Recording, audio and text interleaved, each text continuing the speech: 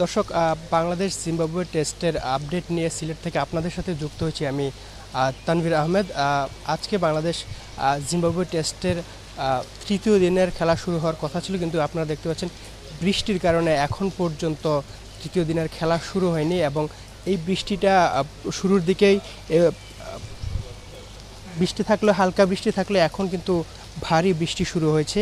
এই বৃষ্টিতে এখন খেলা শুরু হওয়া নিয়ে শঙ্কা দেখা দিয়েছে। তৃতীয় দিনের খেলা আপনার মাঠে কিছুক্ষণ আগেই প্লেয়াররা এসেছেন, এসে তারা এখন পর্যন্ত ড্রেসিং রুমে আছেন। আমরা আপনাদের যতটুকু দেখতে পাচ্ছেন এখন পর্যন্ত মাঠের কাভার সরানো হয়নি, বৃষ্টির কারণে খেলা বন্ধ আছে। কখন শুরু হবে তারও কোনো এখনও ঠিক নেই, কারণ খেলা বৃষ্টি থামলেও ঝড় বৃষ্টির কারণে মাঠের আউটফিল্ড ভেজা আছে।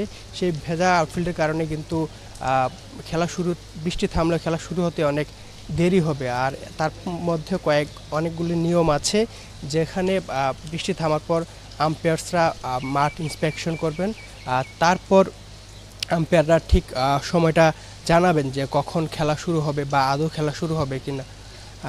এখন পর্যন্ত আপনারা যদি আগামী দিনের গতকালকে বাংলাদেশ টেস্ট দল যেভাবে খেলেছে বা শুরুর দিন থেকে এখন পর্যন্ত যদি একটু আপনাদেরকে ছোট কথায় আপডেটটা দিয়ে রাখি, সেখানে হচ্ছে টস জিতে বাংলাদেশ প্রথম ইনিংসে ব্যাট করতে নেমে 191 রানে প্রথম দিনে কিন্তু অল আউট হয়ে যায়।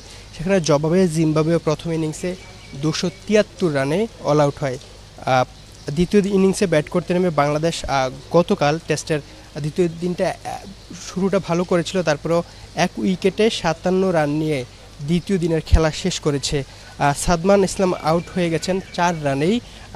তিনি বরাবরই তার টেস্ট অ্যাভারেজ খুব একটা ভালো না এবং তিনি টেস্টে রান পেতে, স্কোর বড় করতে খুব একটা স্ট্রাগল করতে হচ্ছে তাকে। দিকে ক্রিজে আছেন মাহমুদুল হাসান, তিনি 28 রানে অপরাজিত আছেন। মুমিনুল ইসলাম অপরাজিত আছেন 15 রানে। এই সব কিছু মিলে আপনাকে যদি বলি, টেস্টটা আজকে যদি খেলা পরিত্যক্ত হয়ে যায়, টেস্টটা কিন্তু পঞ্চম দিনে গড়াবেই।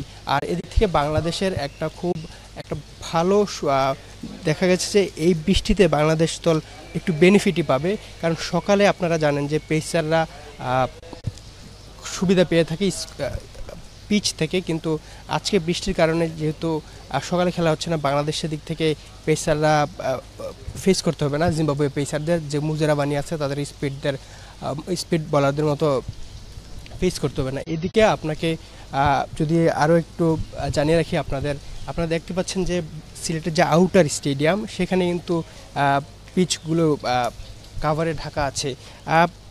আউটার স্টেডিয়ামের মতো মেইন স্টেডিয়ামের পিচও ঢাকা আছে, শুধু পিচটা ঢাকা আছে, আউটফিল্ডটি কিন্তু পুরোপুরি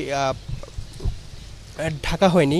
সেখানে বৃষ্টি যত বাড়বে, খেলা না হওয়ার সংখ্যা ততই বাড়বে, কারণ আউটফিল্ড ভেজা হলে কিন্তু মিরপুরের মতো সিলেটের আউটফিল্ড কিন্তু ততটা উন্নত না যে পানি নিষ্কাশনের ব্যবস্থা বৃষ্টি থামার সাথে সাথে মিরপুরে যেমন আধা ঘন্টার মধ্যে খেলা শুরু হয়ে যায়, সিলেটে কিন্তু সেটি সম্ভব না। তারপরেও যদি দুপুরের মধ্যে বৃষ্টি থেমে যায়, তারপরেও একটা সেশন খেলা হওয়ার আশা আছে। তারপরেও আজকে কিন্তু 3টি সেশনের খেলা হয় টেস্ট, আপনারা জানেন। তার মধ্যে প্রথম সেশন বলা যায় বৃষ্টিতে ভেসেই যাবে। বৃষ্টি খুব, আপনারা জানেন সিলেটে বৃষ্টিপাত সবচেয়ে বেশি হয়। আর বর্ষা, এই যেহেতু গ্রীষ্মকাল, এপ্রিলে কালবৈশাখী ঝড়ায় নিয়মিত সিলেট, গতকাল রাত থেকেই সিলেটে বৃষ্টি হয়েছে। সকালে বৃষ্টি একটু কমে গুড়ি গুড়ি বৃষ্টি হয়, আকাশ মেঘলা ছিল। তারপর 9:30টার দিকেই ঝুম বৃষ্টি শুরু হয়।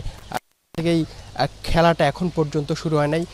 টিমও বেশিক্ষণ হয়নি স্টেডিয়ামে এসেছে, টিম এসেছে 10টার দিকে, সকাল 10টার দিকে, কারণ স্বভাবতই বৃষ্টির কারণে যেহেতু খেলা দেরি হবে সেটা অনুমেয় ছিল, সে কারণে টিমও